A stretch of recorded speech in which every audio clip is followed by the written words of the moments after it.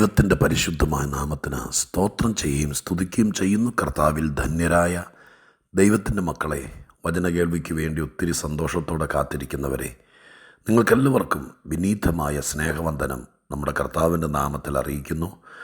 ഒപ്പം ദൈവത്തിൻ്റെ വചനത്തിന് വേണ്ടി നമ്മൾ കാത്തിരിക്കുമ്പോൾ സർവശക്തനായ ദൈവം നമ്മുടെ മനസ്സറിഞ്ഞ് അവസ്ഥയറിഞ്ഞ് തിരുവചനം പറയുന്നത് പോലെ മനസ്സ് പൊഴിച്ചു തരുന്നത് പോലെ ദൈവത്തിൻ്റെ വചനം തൻ്റെ ഹൃദയത്തിൽ നിന്ന് നമുക്ക് പകർന്നു തരുന്നതോർത്ത് ദൈവത്തെ സ്തുതിക്കുന്നു. ഇന്നും തിരുവചനത്തിൻ്റെ ഒരു ചെറിയ ഭാഗം ദൈവിക ചിന്തയ്ക്ക് വേണ്ടി നിങ്ങളുമായി പങ്കുവയ്ക്കാൻ ആഗ്രഹിക്കുകയാണ്. അതിനു മുമ്പ് ആത്മരക്ഷകനും വീണ്ടെടുപ്പുകാരനും വചനത്താൽ നമ്മളെ അലങ്കൃതരാക്കുന്ന മഹാദൈവത്തിന് സന്തോഷമുള്ള ഹൃദയത്തോടെ ഞാൻ സ്തോത്രം ചെയ്ത് സ്തുതിച്ച് പുകഴ്ത്തുകയാണ്. എല്ലാ നന്മയുടെയും ഉറവിടം, സമാധാനത്തിൻ്റെ പ്രഭു, അത്ഭുതങ്ങൾ ചെയ്യുന്ന മന്ത്രി, ഈ വിധത്തിലെല്ലാം നമ്മോട് ഏറ്റവും അടുത്തിരിക്കുന്ന നമ്മുടെ രക്ഷകനെ വാഴ്ത്തി സ്തുതിച്ചുകൊണ്ട് ഇന്നത്തെ ആത്മീക ചിന്തയ്ക്ക് ആധാരമായി സദൃശ്യവാക്യങ്ങൾ 31 അധ്യായത്തിൻ്റെ 2 വാക്യം ഞാൻ നിങ്ങളെ വായിച്ചു കേൾപ്പിക്കാം. സദൃശ്യവാക്യങ്ങൾ 31 അധ്യായം 2 വാക്യം. മകനേ എന്ത്, ഞാൻ പ്രസവിച്ച മകനേ എന്ത്, എൻ്റെ നേർച്ചകളുടെ മകനേ എന്ത്. മകനേ എന്ത്, ഞാൻ പ്രസവിച്ച മകനേ എന്ത്, എൻ്റെ നേർച്ചകളുടെ മകനേ എന്ത്. ശലോമോൻ രാജാവിനോട് രാജാവിൻ്റെ അമ്മ പറയുന്ന വാക്കുകളായിട്ടാണ് ഈ സഭാപ്രസംഗി 31 അധ്യായത്തിൻ്റെ 1-2 വാക്യങ്ങളിൽ കാണാൻ കഴിയുന്നത്. ലെമുവേൽ രാജാവ് എന്നാണ് എഴുതിയിരിക്കുന്നത്.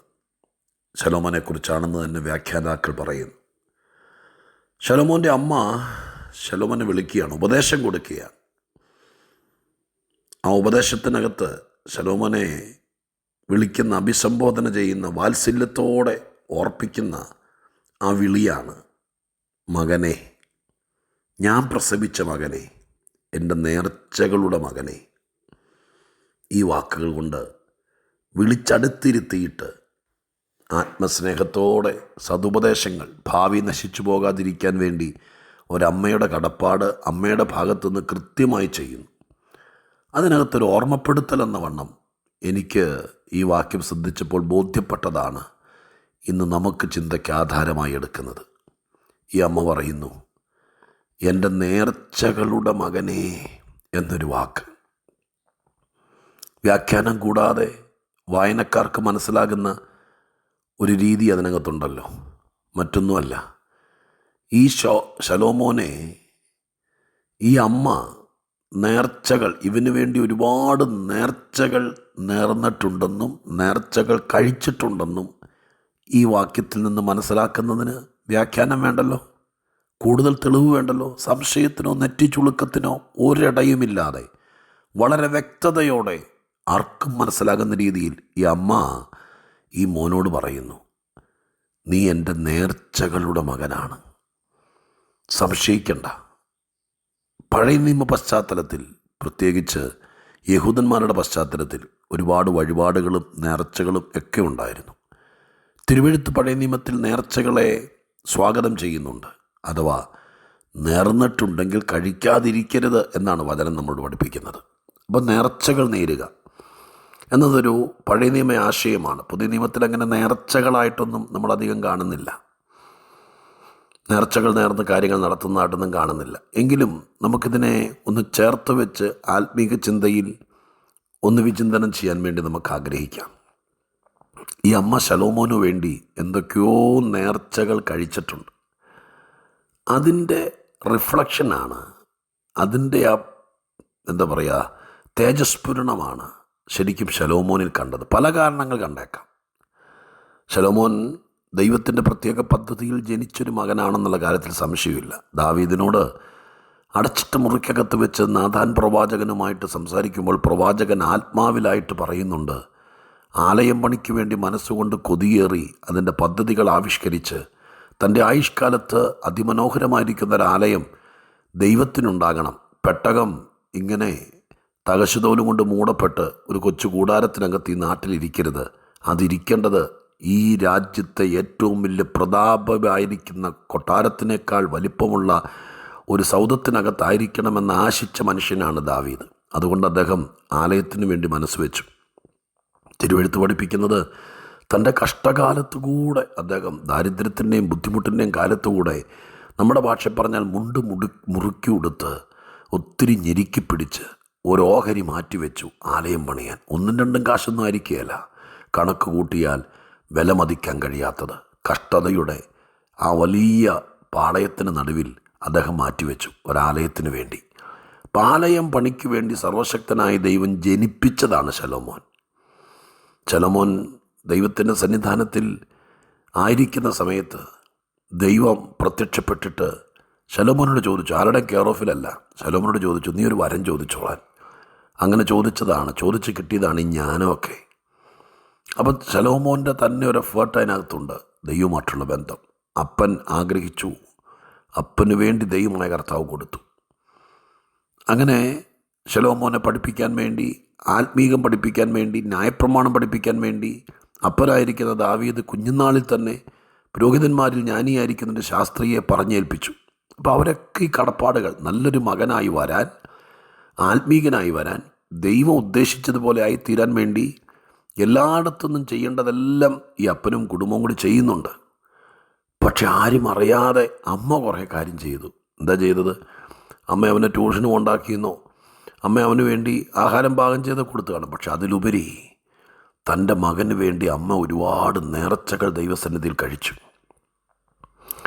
ഇപ്പം അമ്മ ഇവിടെ അവകാശപ്പെടുകയാണ്, നിൻ്റെ അപ്പൻ ന്യായപ്രമാണം പഠിപ്പിക്കാൻ വേണ്ടി നിനക്ക് സമൃദ്ധനായിരിക്കുന്ന ന്യായശാസ്ത്രിയെ തന്നു. ശരിയാണ്. നാഥാൻ പ്രവാചകൻ നിന്നെ ഒത്തിരി ഉപദേശിച്ചിട്ടുണ്ട്, നിന്നെ ഓർമ്മപ്പെടുത്തിയിട്ടുണ്ട്, നീ ഒരു വാഗ്ദത്ത സന്തതിയാണ്. അതും ശരിയാണ്. ദൈവത്തിൻ്റെ ഭാഗത്തു നിന്ന് ദൈവം ഈ അപ്പന് വേണ്ടി പ്രാർത്ഥനയുടെ മറുപടി എന്ന വണ്ണം, ആഗ്രഹത്തിൻ്റെ സാഫല്യം എന്ന വണ്ണം ഇതൊക്കെ ശരിയാണ്. പക്ഷെ എൻ്റെ കയ്യിൽ കിട്ടിയതിന് ശേഷം ബത്ശേബയാണല്ലോ ഈ ശലോമോൻ്റെ അമ്മ. ഈ അമ്മ പറയുക, എന്നെ നിൻ്റെ കയ്യിൽ കിട്ടിയതിന് ശേഷം ഞാൻ എന്തോരം നേർച്ച കഴിച്ചിട്ടുണ്ടെന്നറിയാമോ? കാരണം വളർന്നു വരുന്നത് ഒരസൂയയുടെ പാളയത്തിലാണ്. ദാവീദിൻ്റെ മക്കളെല്ലാം കസേരകുതിയന്മാരാ, അപ്പനെ ഇല്ലാതാക്കിയിട്ട് അധികാരത്തിൽ വരാൻ കൊതിച്ചവരാ. ആ സ്ഥാനത്ത് ഈ ബാലകനായിരിക്കുന്ന, പ്രത്യേകിച്ച് ബത്ശേബ വീട്ടിൽ വന്നത് ഒരു വല്ലാത്ത സ്ഥിതിയിലാണല്ലോ.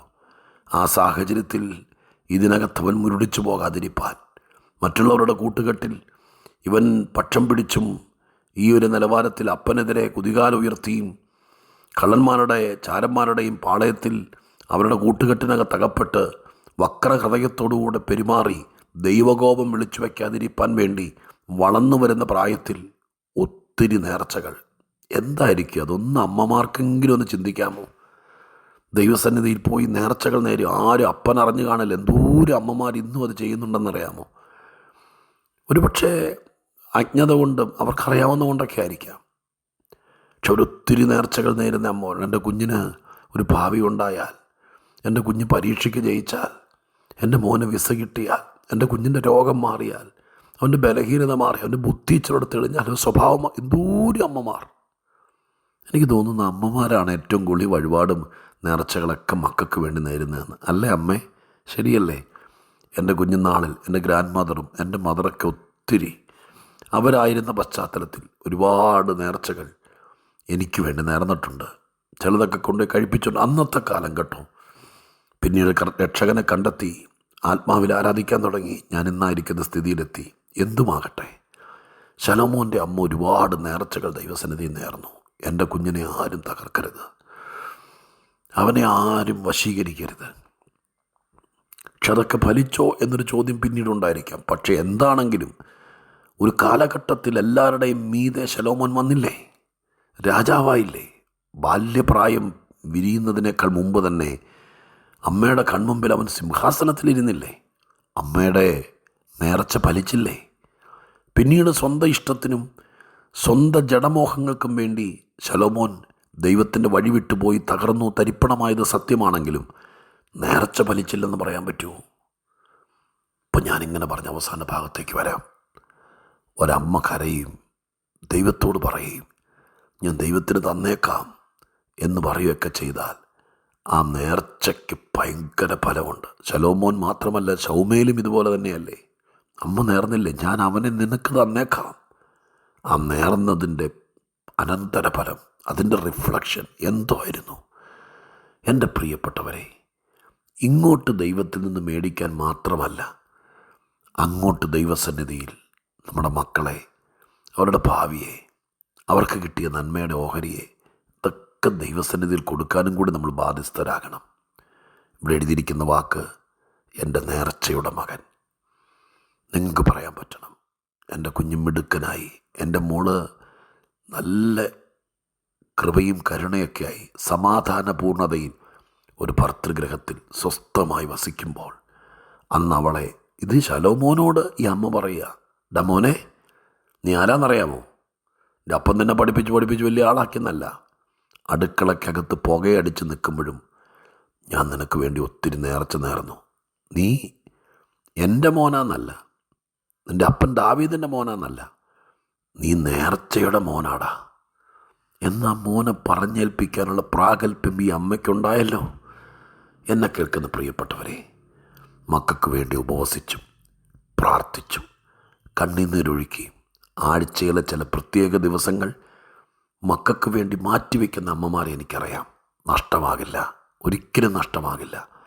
ഒരു കാലത്ത് നിങ്ങൾക്കും പറയാൻ പറ്റും, എന്നെ ചേർത്ത് പിടിച്ചിട്ട്, എൻ്റെ കണ്ണീരിൻ്റെ മോനാടാ നീ, എൻ്റെ ഉപവാസത്തിൻ്റെ മോനാടാ നീ, എൻ്റെ പ്രാർത്ഥനയുടെ സന്തതിയാടാ നീ, എൻ്റെ നേർച്ചയുടെ മോളാടി നീ എന്ന് മക്കളോട് പറയാൻ എന്തെങ്കിലുമൊക്കെ അവർക്ക് വേണ്ടി ബാങ്കിൽ ഡിപ്പോസിറ്റ് ചെയ്യുന്നതിനേക്കാൾ, അവർക്ക് വേണ്ടി ഭൂമിയിൽ എവിടെയെങ്കിലും വിൽപ്പത്രം എഴുതി വയ്ക്കത്തക്ക രീതിയിൽ ഒരുക്കിയിടുന്നതിനേക്കാൾ കർത്താവിൻ്റെ സന്നിധാനത്തിൽ ഇതുപോലെ പറയാൻ അമ്മമാർക്ക് പറ്റിയാൽ ആ മക്കൾ എന്തായിരിക്കും? അങ്ങനെ ഒരു ജനറേഷനെ നമുക്ക് വാർത്തെടുക്കാം. മാതാപിതാക്കൾക്ക് ഉത്തരവാദിത്തപ്പെടാം. തകരാതിരിക്കട്ടെ. സമൂഹമധ്യത്തിൽ ദൈവത്താൽ അനുഗ്രഹിക്കപ്പെട്ടവരുണ്ടാകട്ടെ. നേർച്ചയുടെ സന്തതി ഇനിയുമുണ്ടാകട്ടെ. നമുക്ക് പ്രാർത്ഥിക്കാം. പരിശുദ്ധ ദൈവമേ, ഞങ്ങളുടെ സ്വർഗീയ പിതാവേ, ആത്മീയതയ്ക്ക് ഞങ്ങളിൽ ഭയങ്കര ഇൻഫ്ലുവൻസ് ഉണ്ടെന്ന് ഞങ്ങൾ മനസ്സിലാക്കുന്നു. ഒരമ്മ കരഞ്ഞാൽ, ഒരപ്പൻ തലേ കൈവച്ച് പ്രാർത്ഥിച്ചാൽ, ദൈവത്തിന് ഞങ്ങളുടെ പേരിൽ നേർച്ചകൾ കഴിച്ച് ദൈവസന്നിധിയിൽ സമർപ്പിച്ചാൽ അതിൻ്റെ ഗുണം എത്ര വലുതാകുമെന്ന് തിരിച്ചറിയുന്നു. അപ്പാ, ഈ വാക്യം വെച്ച് എല്ലാ അമ്മമാർക്കും ഈ ദൂത് കൊടുക്കുന്നു. എല്ലാ അപ്പന്മാർക്കും അവരിത് ഏറ്റെടുക്കട്ടെ. അവരുടെ മക്കൾ പണമിറക്കിയും പഠിപ്പിച്ചും മാത്രം വളർത്താതെ ആത്മീയതയുടെ നൽത്തണലിൽ വളരാൻ നേർച്ചകളും പ്രാർത്ഥനകളും ഒക്കെ അനിവാര്യമെങ്കിൽ അതവരെ ബോധിപ്പിക്കണം. അങ്ങനെ കുറേ സന്തതികൾ സമൂഹത്തിന് കിട്ടട്ടെ, സഭയ്ക്ക് കിട്ടട്ടെ. ദൈവം അത് ചെയ്യണം. യേശുവിൻ നാമത്തിൽ പ്രാർത്ഥിക്കുന്നു. കേൾക്കണമേ പിതാവേ. ആമേൻ.